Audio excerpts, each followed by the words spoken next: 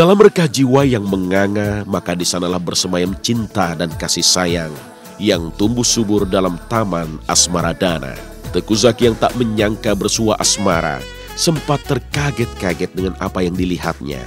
Ia baru tersadar bahwa banyak cinta menanti di luar sana. Sebenarnya saya orang yang cuek, orang yang gak terlalu peduli dengan hal seperti itu. Tapi saya disadarkan itu justru dengan cewek-cewek yang waktu itu satu sekolah, yang justru mereka duluan yang nembak istilahnya.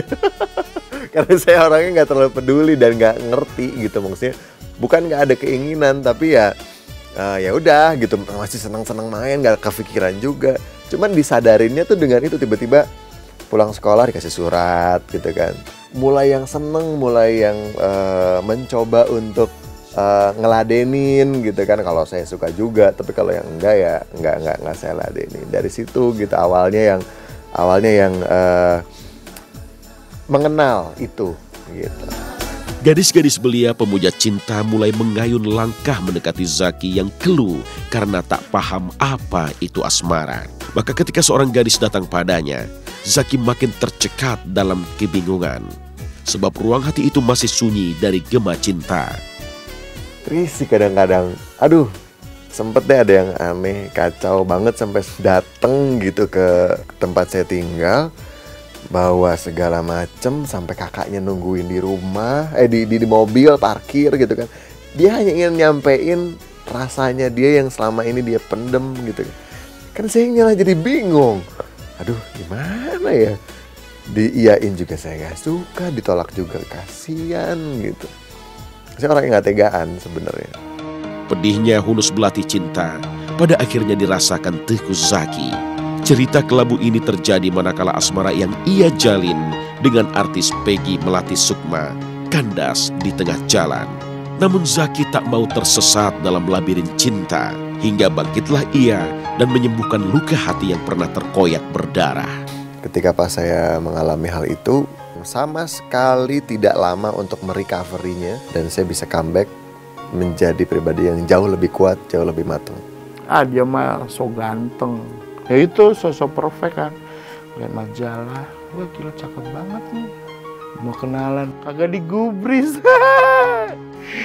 Sampai apa ya? Masuk kolam kan dia. Lompat kolam itu.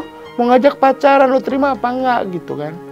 Ilmira Usmanova, dialah si pengobat jiwa dan luka hati seorang Teuku Zacky. Wanita asal Uzbekistan yang berprofesi sebagai model itu bagai bara api yang menghangatkan dingin hati Zacky. Disinilah mengalir cerita tentang perjumpaan tak terduga di antara mereka. Berawal hanya dari majalah doang. Dari majalah lagi sama teman-teman semua tuh jomblo-jomblo gitu kan. Ada Raffi, Ahmad, ada Baim, ada siapa segala macam cowok semua gitu. Jomblo-jomblo waktu itu. Terus ada model-model juga gitu kan, cewek-cewek. Terus kita lagi di kafe di Kemang gitu kan, lagi lihat-lihat majalah. Iseng sih, cuman iseng-iseng doang. Cari cewek tapi di majalah. Terus aku suka nih sama orang ini, siapa ya gitu, kok kayaknya ada sesuatu gitu kan. Akhirnya itu temen-temen gue tuh, kata waktu Kimi waktu itu. Mau dikenalin katanya. Ya kenalin dong, cuma dari iseng gitu doang.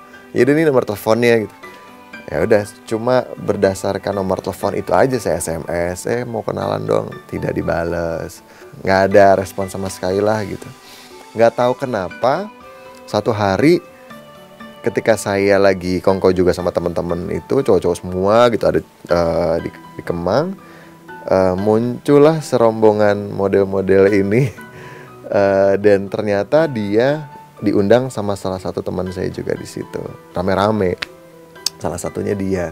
Saya lihat sih dari jauh, tuh kayaknya cewek yang waktu itu gue incer deh gitu istilahnya gitu kan, waktu itu yang pengen gue kenalan gitu. Akhirnya nggak taunya dia duduk persis di depan saya. Dia duduk situ gitu kan. Oh, it was in Kemang. It was with my friend kan. We came to the Kemang. Was sitting there kan. And then he was also with so many friends like Baim, siapa-siapa kan, teman-temannya dia kan. And then he was sitting next to me gitu kan. And I didn't know who is he, but he was looking at me all the time. Terus aku like, why he looking at me gitu kan. And I didn't know that he is the one who always SMS me. Then suddenly he start to ask gitu kan, are you Elmira gitu kan? I say, oh yeah, how you know my name gitu kan? And then he's like, oh I am the one Zaki. I'm like, oh it was you who the SMS me all the time gitu kan? Iya, habis itu kita like, okay, we'll skip it talking gitu. Akhirnya saya foto bareng sama dia berdua doang. Terus saya ngajak pulang, dia nggak mau. Saya ngajak dia mana juga nggak mau. Pokoknya yang betul-betul susah banget deh gitu kan. Nah poinnya waktu itu yang kenapa saya juga kayak ada kesempatan ketika saya SMS-an di jalan, dia bales gitu kan. Balesnya, nyesel deh nggak pulang sama kamu katanya. Aduh, di situ bener-bener yang wow gitu kan, dapat respon. Kenapa? Soalnya saya di sini boring. Kamu mau saya balik lagi? Sebenarnya not really, because I wasn't really concentrate in that time on him, because I had another boyfriend actually gitu kan. So I don't want like to have another like conversation with another guy gitu kan. So I didn't really accept him. That's why when he tried to SMS, I'm like little bit ignore actually, and that's why I changed my number. That's why we lost the contact. Elmira itu baik banget. Elmira itu ngerti banget dan tahu banget. Walaupun gimana, Zaki beruntung punya Elmira. Wanita cantik itu memang dihadirkan Tuhan untuk Teuku Zaki. Dari hari ke hari, tanda-tanda bahwa Elmira adalah belahan jiwa makin jelas terbaca oleh sang pria. Maka kesempatan yang datang hanya sekali itu langsung disergap Zaki dengan kemantapan hati. Karena dia orang yang susah ditaklukkan hatinya, tidak mudah untuk tergoda dengan laki-laki. Dia tipikal yang mau belajar dan punya keinginan kuat, dan tipikal yang mandiri. Dari situ saya ngelihat bahwa perempuan ini bukan perempuan sembarangan. Sebenarnya kenalnya udah lama gitu kan, kalau aku di like 2009, like maybe on June like that kan.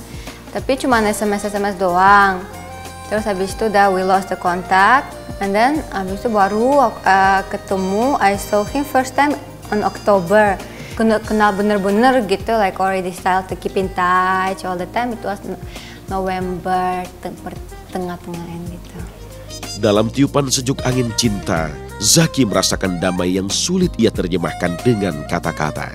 Di situasi inilah, Elmira justru beku dalam diam. Namun diamnya si wanita sejatinya adalah diam penuh sikap dan makna. Sebab sosok cantik itu tak lama lagi akan meninggalkan Indonesia dan enggan meninggalkan jejak cinta tanpa kejelasan. Karena dia juga udah, ini laki maunya apa sih sebenarnya gitu kan. Akhirnya dia ngomong, saya tuh gak mau pacaran, dia bilang gitu. Terus kenapa? Saya gak mau pacaran karena saya tinggal di Indonesia itu tinggal 1,5 bulan lagi. Kalau saya pacaran, nanti gimana? Pasti kan saya akan pulang, katanya dia bilang. Jadi saya nggak bisa bikin satu relationship yang cuma 1,5 bulan doang dan saya harus pergi. Saya nggak mau. Terus maunya gimana? Ya kalau misalnya kamu serius, saya maunya nikah. Pacaran kan, tapi pacaran gini ya. Tapi he was talking like, I really wanna have wife like you. He always asked. Tapi I say, how come I'm not that ready? And then how come you can say like that? You don't know me. You saw me just one time and then you're ready to say like that. And he's like, I don't know. I feel like I wanna marry on you and I wanna have like wife like you gitu kan. I said, no, I'm not yet ready. Udah kan, we stop to talk about that. And then once he tried to like get too close to me. I don't wanna also in the time my mind was like I wanna just like if relationship just really serious one or not at all. And then dia like ajak pacaran kan, aku juga pacarannya kalau nggak mau waktu itu kan. Kalau udah if you really serious, okay if you gonna serious, let's just marry. Detik per detiknya itu bener-bener kayak jawaban semuanya. Dari situ saya mengambil keputusan bahwa oh ini berarti benar-benar jawaban dari Allah bahwa saya harus menikah dengan dia. Walaupun waktu itu orang tua semua keluarga kaget, tapi mereka tidak bisa menghalangi. Dalam arti, ya udahlah kalau itu memang sudah keputusan kamu gitu. Walaupun setelah menikah banyak banget konflik dengan keluarga. Bukan saya dengan istri ya, tapi saya, istri, dan keluarga. Itu luar biasa banget. Pada akhirnya Tengku Zaki mantap menikahi Ilmira.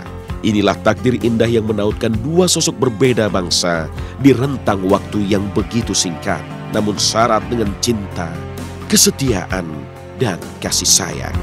Saya menikah sama dia betul-betul yang sangat pendek sekali waktunya untuk kita saling mengenal. Karena dari mulai kenal sampai menikah itu cuma 1 bulan. Jadi kita nggak pacaran. Sebenarnya that feeling is different ya. I cannot really explain because for me it happened really fast. I think there is no girl which will be ready in straight away will be agree to marry gitu kan. Apa namanya, in a really short time. I really feel it it's from the gut. Kaget banget karena nggak cerita sebelumnya gitu, tahu-tahu dibawa, ini siapa Ki? Temen, oh temen gitu. Tapi tanda tanya kok temen ini gitu ya. Udah gitu nggak banyak cerita lagi gitu, tahu-tahu udah mau merit aja.